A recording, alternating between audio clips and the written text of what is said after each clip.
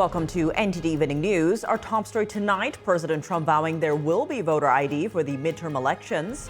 That's whether it's approved by Congress or not. And the president at Fort Bragg honoring the special forces who helped capture former dictator Nicolas Maduro. Mario Tsu standing by with the latest. Former CNN anchor Don Lemon pleads not guilty in federal court in Minnesota to charges tied to a church protest last month. And Borders' our Tom Homan clarifying the reason for the ICE drawdown. Jason Blair reports. Senators are leaving Washington without a deal to fund the Department of Homeland Security as parts of DHS head toward a shutdown. Chris Bob reports.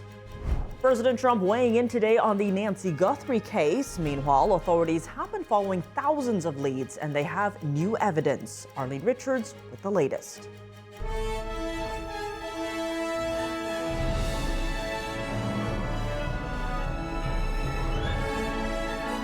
This is NTD Evening News, live from our global headquarters in New York City. Here's Tiffany Meyer.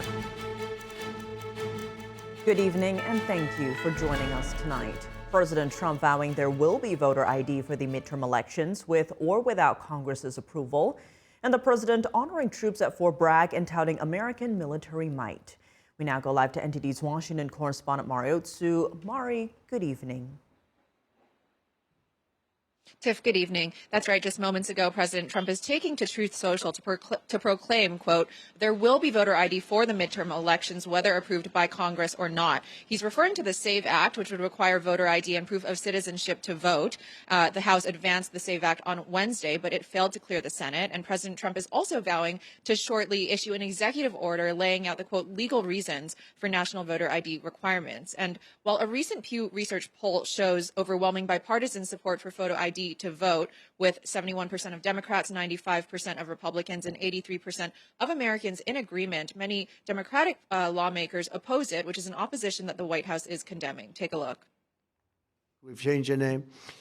It's the Save America Act, and the Democrats are against it. I heard one of them saying, we will stop the Save America Act. No, we're trying to save America. And it has to do with largely voting. It's common sense to make sure that foreign nationals don't vote in our elections. They don't and should not be allowed to be trampling on the voice of the American people, and will no longer allow American citizens to be disenfranchised, to have their voices suppressed by criminals, by hostile foreign actors, and by illegal aliens that shouldn't be here in this country. Meanwhile, in foreign affairs, President Trump is announcing an upcoming visit to Venezuela at an unspecified date. That's as he's touting the relationship between the U.S. and Venezuela. And as the U.S. Treasury Department announces oil companies with a general license to operate in Venezuela. That's including BP, Shell, and Chevron. Take a look. We have our big oil companies going in. They're going to be taking out the oil and selling the oil for a lot of money and for oil by other nations. And we're taking care of it. We're refining it, and we're the only one that has the capability to refine it. The U.S. announcing it will allow limited oil deals with certain Venezuelan entities, but only with U.S.-governed contracts, payments routed through U.S.-controlled funds, and no involvement from China, Russia, or Iran. With some of the world's largest oil reserves, Venezuela long supplied heavily discounted crude to the Chinese regime, helping Beijing meet its energy needs while allowing Caracas to bypass U.S. sanctions. Energy Secretary Chris Wright vows that era is ending as he pushes instead for transparent market rate deals that will benefit the Venezuelan people and the Western Hemisphere. We need to get our adversaries, particularly their nefarious activities, out of our hemisphere. The influence of China and Russia and Iran that has been very large in Venezuela will become very small. This comes as President Trump honors the special forces that took part in Operation Absolute Resolve, touting American weapons and military might. The Russian equipment didn't work. The Chinese equipment didn't work. Everyone's trying to figure out why it didn't work. Someday you're going to find out. And perhaps most importantly, we are feared by the enemies all over the globe. They fear us. And, he adds that fear is sometimes the only way to, quote, get the situation taken care of, turning his attention to Iran. We have a situation right now where we sent a very big carrier group to Iran. I'd love to see if we could make a deal. They've been difficult to make a deal. For 47 years, they've been talking and talking and talking. In the meantime, we've lost a lot of lives while they talk. We don't want any enrichment. We don't want enrichment. Meanwhile, the White House is touting the newly released January CPI report, which shows that inflation cooled to 2.4% last month. That's down more than 0.5% compared to last year at the same time. And meanwhile, core inflation is now at its lowest level in 5 years. Tiff, back to you. All right, Mari, thanks for those updates. Do voters feel confident about the integrity of our elections? And will the Save America Act provide necessary guardrails to protect our ballots? NTD's Sam Wong was out on the National Mall in D.C. to hear from the people. Do you think currently our federal elections have enough guardrails? No, too many loopholes. There's not enough accountability with the elections. It does allow for a margin of error, so I think if you had to show ID, it would help alleviate any concerns or misconcerns people have about illegal voting. I never really have had a problem with American elections before. It always seems they've been handled in a fair and honest way before this. It never needed a photo ID of me beforehand, so I don't know why they needed it of anybody else. We have an extra, 200,000 votes that were cast in Georgia. They just found out that weren't supposed to be cast. Trump lost the 2020 election by, 11,000 votes in Georgia, and there's 200,000 votes there. That right there alone just tells you already that our elections are already, in danger of stuff. Well, we saw it in the last election with ballot dropping and the ballot boxes and the mail-ins and people getting. Heck, I got three mail-in ballots. I don't even use mail-in ballot. What are your thoughts on the SAVE Act? Do you think it's a reasonable step towards election integrity? I mean, it should be. We should already have election integrity. We should already have voter ID for everything. Everyone's saying it's so hard to get ID and it's holding people back from it. They're just lying.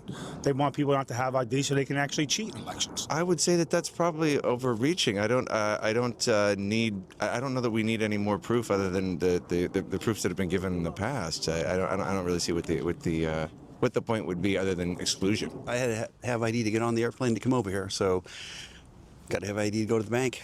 Got to have ID to drive. Everyone here has ID, and I think it's a good idea. I think if you look at things internationally, a lot of other countries have protections for their elections, and we should do the same thing. It's common sense. Everyone, and it's almost demeaning when they say a certain demographic of people aren't able to get it. They are able to get it. They're intelligent people.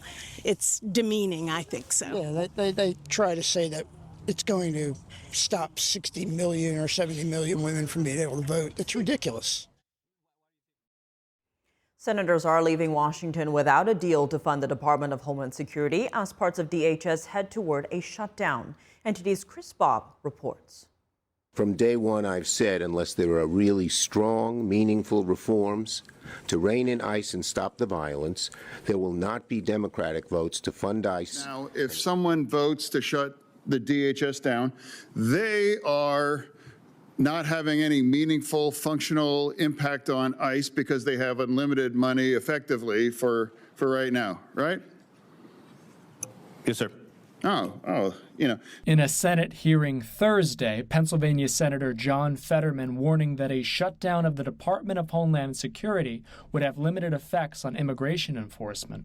The One Big Beautiful Bill Act has provided $75 billion to ICE, leaving the agency with more than enough funding for 2026. Senators taking to X trading blames while negotiations stall over DHS funding, as many lawmakers arrive in Germany for the Munich Security Conference. I hope the American people understand, Democrats are about to shut down DHS, get on a plane, and go to Europe and badmouth American foreign policy.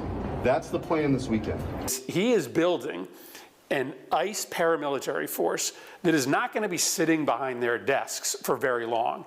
They'll sit behind their desks until Congress gives them the funding, and then as soon as the funding is turned on, they will sic that force that was terrorizing Minneapolis onto another American. Fetterman on Thursday arguing a lapse in funding would only affect pay and operations for other DHS components. So you're going to punish all of these other parts, the very important parts of our government, TSA, Coast Guard, FEMA, and cybersecurity. That's what kind of a statement if we announce to our enemies, like, well, our cybersecurity agency, now we're going to be shut down. Testifying at a Wednesday House hearing on potential DHS shutdown impacts, the acting director of the Cybersecurity and Infrastructure Security Agency warning that a lapse in funding would force frontline cyber personnel to work without pay while adversaries continue their operations around the clock. When the government shuts down, cyber threats do not, and our adversaries work 24/7. Even a brief lapse can have lasting consequences. It would force over a third of our frontline security experts and threat hunters to work without pay, even when the nation-state actors intensify efforts to exploit the systems that Americans rely on. Funding for the DHS is set to expire at 12:01 a.m. Saturday. Senate leaders say lawmakers could be called back to Washington if deals emerge, but expectations for a breakthrough remain low. Reporting from Washington, D.C., Chris Bobb, NTD News. Former TV host Don Lemon pleads not guilty in federal court in Minnesota to charges tied to a church protest last month.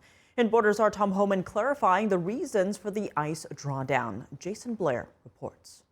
Former television host Don Lemon appeared in a St. Paul, Minnesota court on Friday, pleading not guilty to federal charges of conspiracy against rights.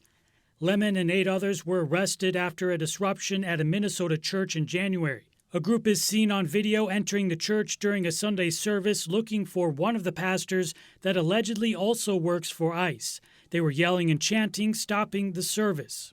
Lemon has maintained that he was at the church as a journalist and not with the activists. I will not be intimidated. I will not back down. I will fight these baseless charges, and I will not be silenced. When Lemon was arrested and taken to a court last month in Los Angeles, Assistant U.S. Attorney Alexander Robbins told a judge that Lemon, quote, knowingly joined a mob that stormed into a church. Activist and attorney Nikema Armstrong, who was also charged in the case, pleaded not guilty as well. We will continue to fight these unjust charges until they are dismissed. Jonathan Parnell, the pastor seen on the church stage during the incident, issued a comment after the arraignments. Our church, like countless others around the world, gathers each Sunday to worship Jesus. Until January 18, 2026, we had done so in peace. God willing, the agitators will answer for their actions in a court of earthly justice. 2 other defendants are set to be arraigned next week. In Borders, our Tom Homan announced Thursday the drawdown of the ICE surge in Minnesota.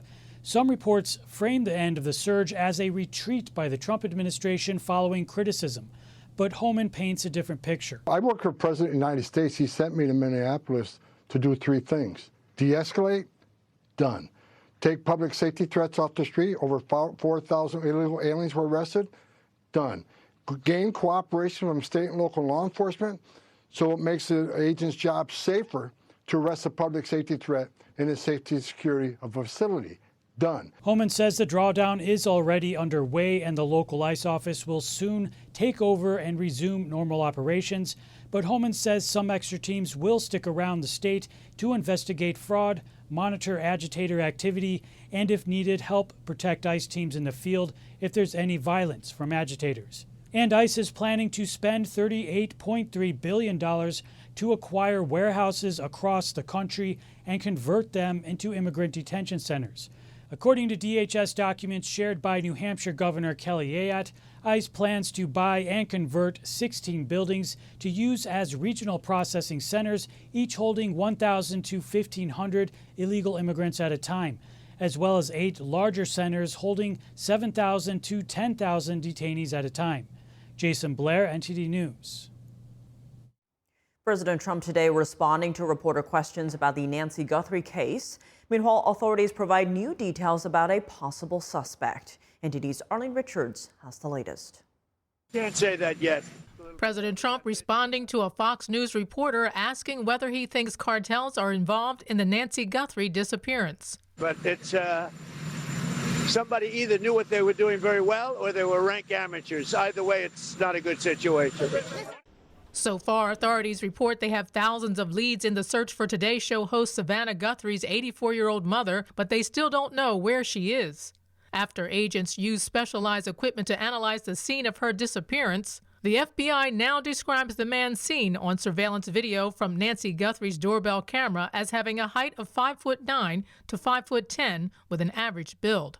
They're also giving more details on the type of backpack the man was wearing. And what the FBI will do is they'll start with the realm of the possible. How many of these backpacks were sold, when they were sold? The backpack depicted in photographs is an Ozark Trail hiker pack. The FBI has increased its reward to $100,000. Also, a public plea from the Pima County Sheriff's Department asking for any video from the area taken between January 1st and February 2nd.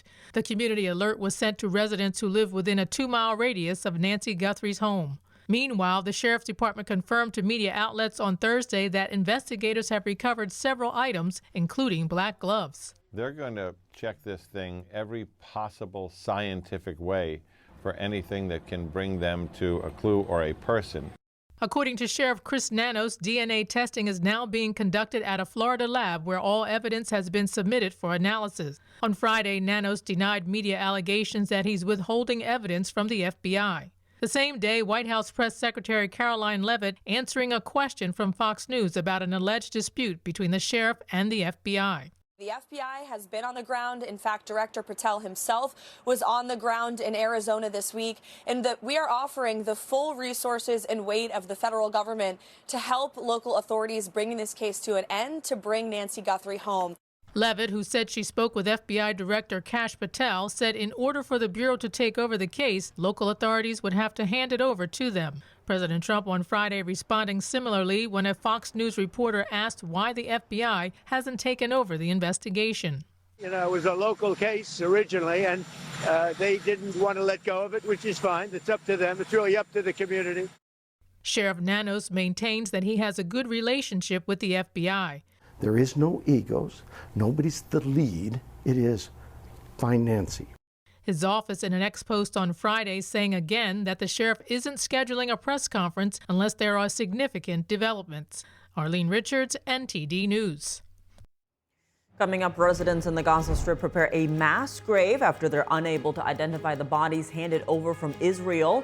Meanwhile, the U.S. ambassador to the UN explains how the Board of Peace is taking a different approach to resolve the conflict in Gaza. Jason Perry reports. A new U.S.-Taiwan trade deal slashes tariffs, boosts American exports, and sends a message to Beijing. Officials say it's about trade and deterring the Chinese regime. Jack Bradley brings us that story.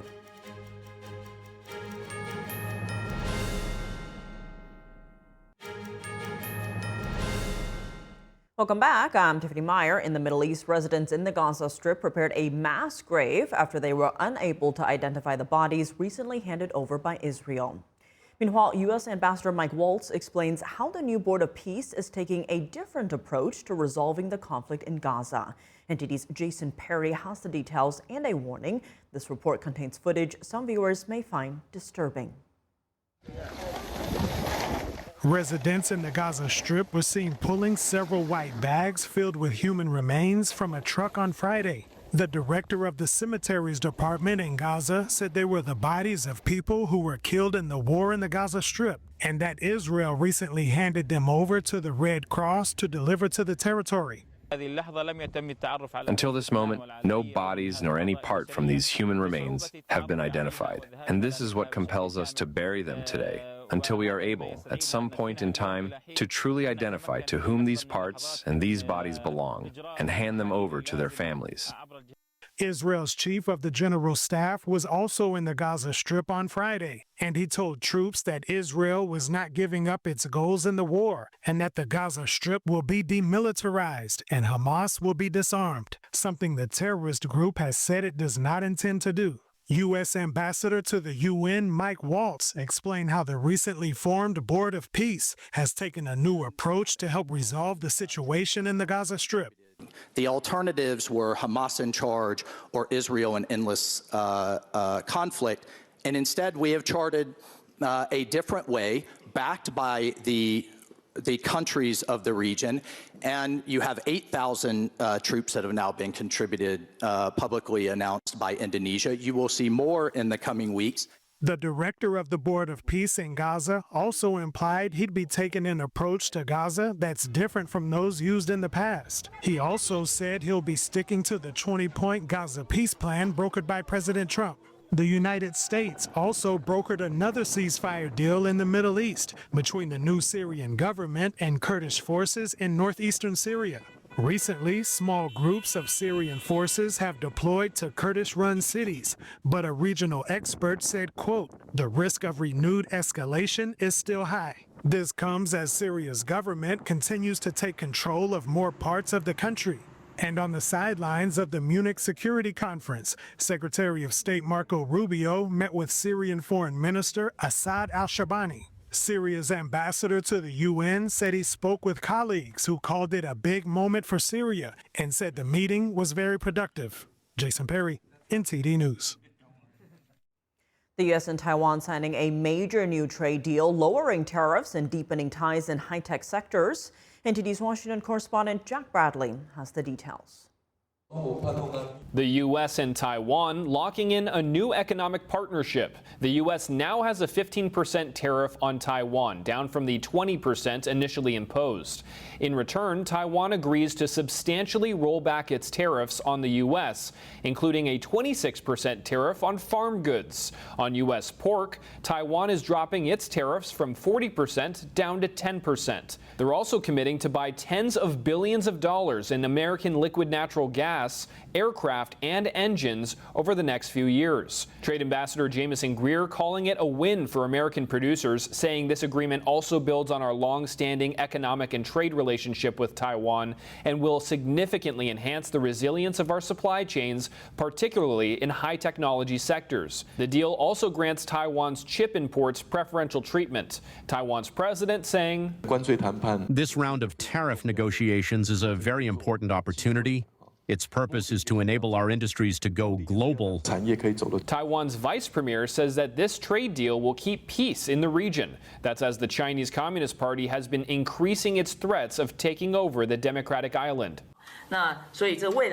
Future cooperation between Taiwan and the United States will not only be mutually beneficial, but also stabilize peace, stability, and prosperity in the Indo-Pacific region. And in Washington, lawmakers have overwhelming bipartisan support for Taiwan. Such a deal is seen as a major boost for Taiwan's defenses. If Taiwan falls, the Chinese Communist Party will control the center of gravity along the first island chain, directly threatening U.S. allies such as Japan and the Philippines, constraining U.S. military operations. Chinese regime leader Xi Jinping has ordered the CCP to be ready to take over Taiwan by 2027. That reality makes 2026 an important year, one in which we must prepare at home and abroad for all scenarios. Now, this trade deal still faces review in Taiwan's parliament, but in Washington, officials say that it's about more than trade. It's about deterring the CCP.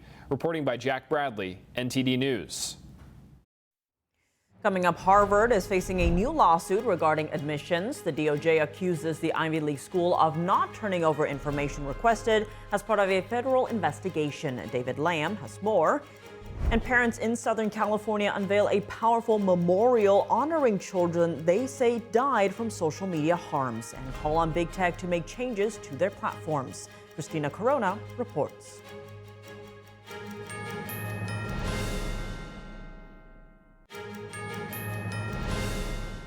Welcome back. I'm Tiffany Meyer. Harvard University is in the spotlight again. The Justice Department is accusing the school of failing to cooperate with a federal investigation into its admissions process. NTD's David Lamb reports. The Department of Justice is suing Harvard University.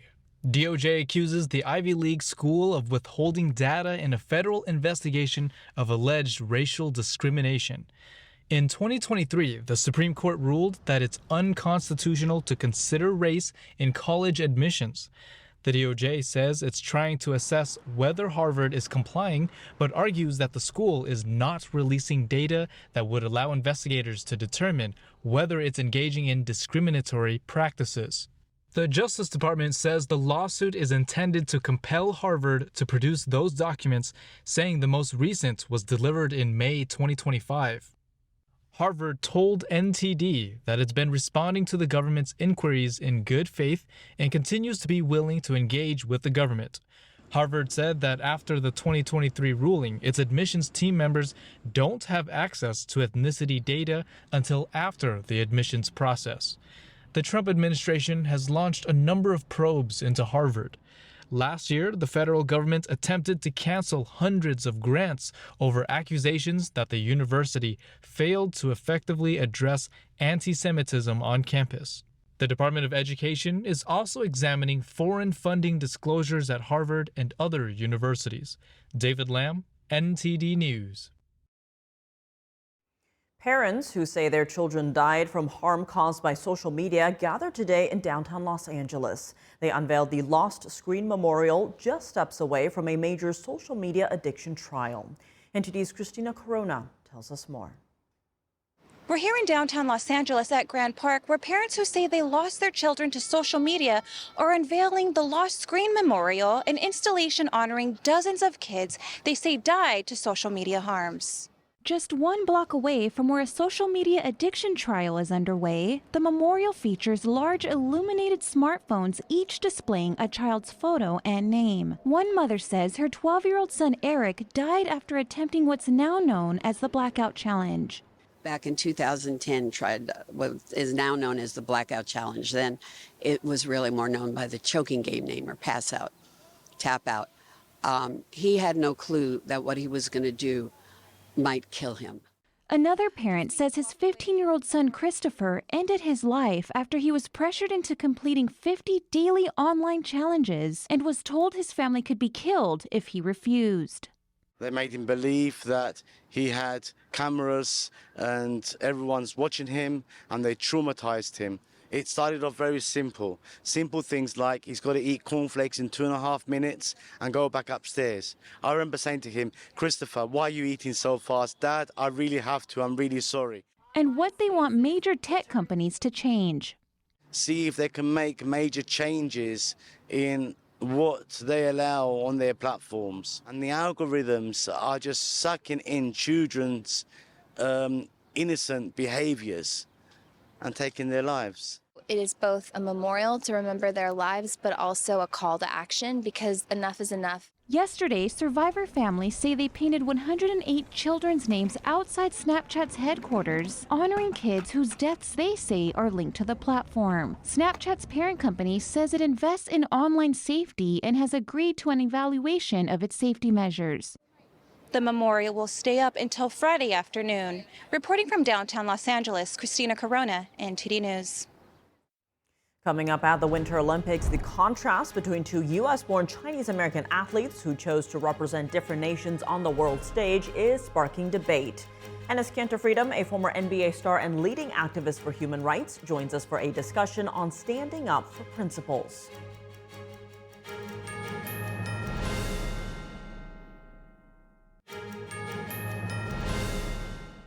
Welcome back. I'm Tiffany Meyer. The contrast between Chinese-American Winter Olympians Eileen Gu and Alyssa Liu is sparking discussions about money and principles. Joining us now is someone who's made a name for himself, standing up for principles over fame and gain, and is Cantor Freedom, former NBA star and leading activist for human rights around the world. And thank you so much for joining us. Great to see you again. Now, a lot of focus on the two Chinese-Americans at the Winter Olympics and the different paths they've taken, one representing communist China, the other America, despite China trying to recruit her. Now, you've also weighed in on this. Why do you think this contrast is getting so much traction? Well, thank you for having me first. And second, this story resonates because it is bigger than sports. It is about values, it is about identity, what freedom means in a world where authoritarian regimes are trying to expand influence.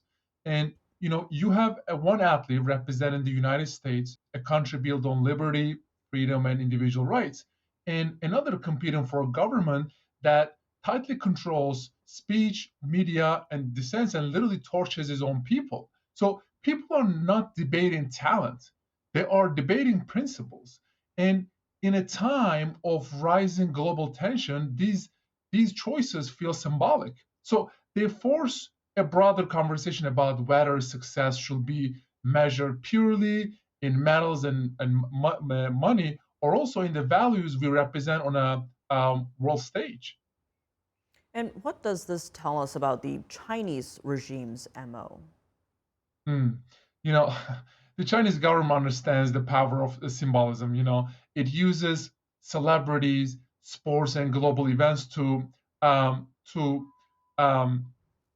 project an image of legitimacy and strength. Recruiting internationally recognized athletes, it's not just about competition, it is about soft power. And propaganda value and shaping global perception. Financial incentives and market access are powerful tools in that strategy. So this does not diminish the athletes' hard work, but it reveals how the regime blends prestige, economics, and national messaging and advances influence. So it is a strategic playbook designed to win and admiration abroad while suppressing dissent at home. And as in many ways, the story of these two Winter Olympians mirrors your own personal story. You famously spoke up against the Chinese regime's persecution of Uyghur Muslims at great risk to your professional career. Talk to us about what that cost you professionally and why you chose to do it anyway. Speaking out came with real consequences, especially when I wanted to speak up about all the China's human rights violations. I lost endorsement deals, business ties disappeared. I played basketball in NBA for 11 years, and I was healthy. I could have competed another 5-6 years, and unfortunately, because of the relationship between NBA and China, they said enough is enough, and unfortunately, they blackballed me. And broadcast opportunities shrank, and I faced threats, and everybody knows about this. I was doing a hearing in the Congress with Foreign Affairs, and I asked one simple question. I was like, how can the biggest dictatorship in the world, China, can control a 100% made American organization like the NBA and fire a U.S. citizen? And unfortunately, they did not answer. They couldn't answer. When you learn about forced labor, mass detention, organ harvesting, religious persecution, you cannot claim ignorance. Freedom is not meaningful if you only defend it when it's convenient. I chose to speak up because human dignity matters more than contracts and more than any kind of endorsement deals, because using your platform for truth is more important than protecting your comfort. I want to talk about gratitude because Alyssa Liu is being praised for what people perceive as having gratitude for America and the freedom it provides. Now, in an op-ed for Fox earlier this year, you actually said, "I came here for my basketball dream. I stay for freedom and the American dream." Talk to us about that. I really want people to understand, America literally gave me more than just an NBA career. America gave me a home. It gave me a voice. In many places, criticizing those in power leads to prison or worse, torture to death. In the United States, I can speak openly, practice my faith, and advocate for human rights without fear of government retaliation. So that freedom is not abstract. It shapes everyday life. Gratitude does not mean believing the country is perfect. It means recognizing the rare opportunity to improve society through free speech, democratic participation, and the rule of law. So that is the promise of the American dream. And it was so crazy because when my teammates were criticizing America, right? They were saying, "Oh my God, America is terrible. We need to get out of here, blah, blah." I was like, listen, the grass is not greener on the other side. Look at China, look at Iran, look at Russia, look at all the Turkey and many other countries. Literally, forget about calling out the government. You criticize those regimes, you and your family member will be tortured to death. So people need to understand how lucky and blessed they are to be in a country like America. And as you strongly advocate for putting human rights above politics in these polarized times, what would be your advice to lawmakers on Capitol Hill to better band together and elevate these issues? Both sides need to understand human rights should never be a partisan issue. Freedom of religion, freedom of speech, and protect them from protect them from persecution are universal principles, and lawmakers should approach these issues with moral clarity and strategic unity. When the United States speaks with one voice on human dignity, it strengthens credibility abroad and reinforces democratic values at home. That means prioritizing accountability for abuses and reducing the reliance on forced labor supply chains and defending international norms. Unity on fundamental rights is not weakness. It is strength grounded in principle. And also, the last thing I will say, we need to stop condemning, because while we are condemning these authoritarian regimes or dictatorships, they do not care. We need to take concrete actions against these brutal regimes, put sanctions, use Magnitsky sanctions against them. But enough with the condemning. We have to pass bills. We have to bring some concrete actions against those dictatorships, so we can teach them a lesson. And as looking ahead, you have a book coming out soon titled In the Name of Freedom. What motivated you to write the book, and give us a sense of what we can expect? So the book already came out last October. It actually became a New York Times bestseller and international bestseller. I wrote In the Name of Freedom because my journey reflects a larger struggle for human dignity. Growing up under an authoritarian pressure like Turkey, then finding liberty in America gave me a unique perspective on what freedom truly means. And the book tells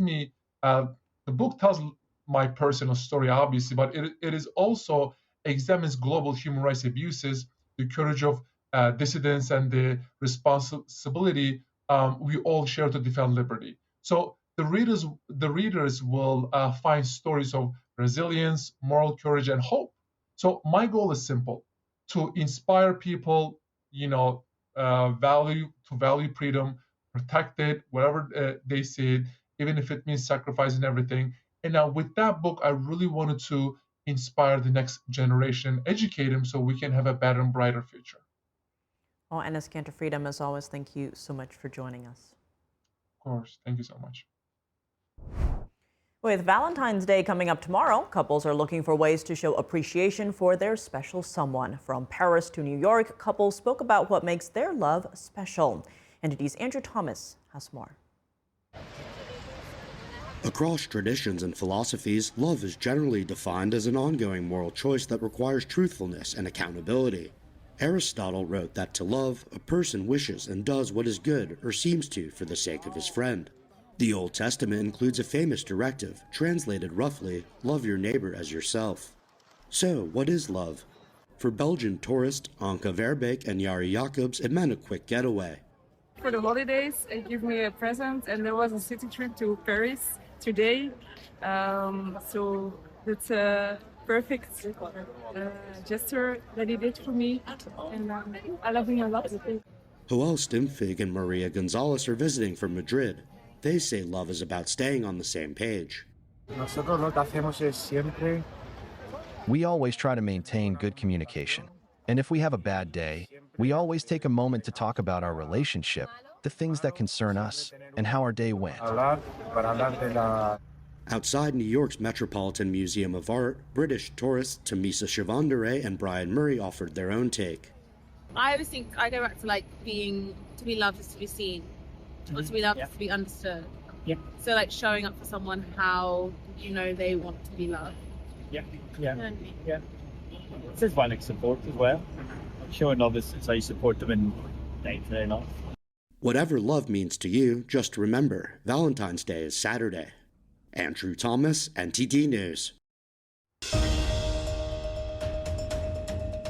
And we have some breaking news. Authorities have an update on the Nancy Guthrie kidnapping case. According to a statement from the Pima County Sheriff's Department and the FBI, several gloves have been located during the investigation. The closest gloves were found approximately 2 miles from the home. Notably, the statement says reports that a glove was found inside the residence or on the property are inaccurate. All collected evidence has been submitted for lab analysis, including DNA evidence. Investigators are continuing to follow up on all leads. The suspect description released by the FBI this week remains a key focus. Authorities are asking the public to continue submitting actionable tips. There are currently no press briefings scheduled. And that's all for today's news. For round-the-clock coverage, visit us at ntd.com/live or download our NTD app. Thanks for tuning in. I'm Tiffany Meyer. Good night.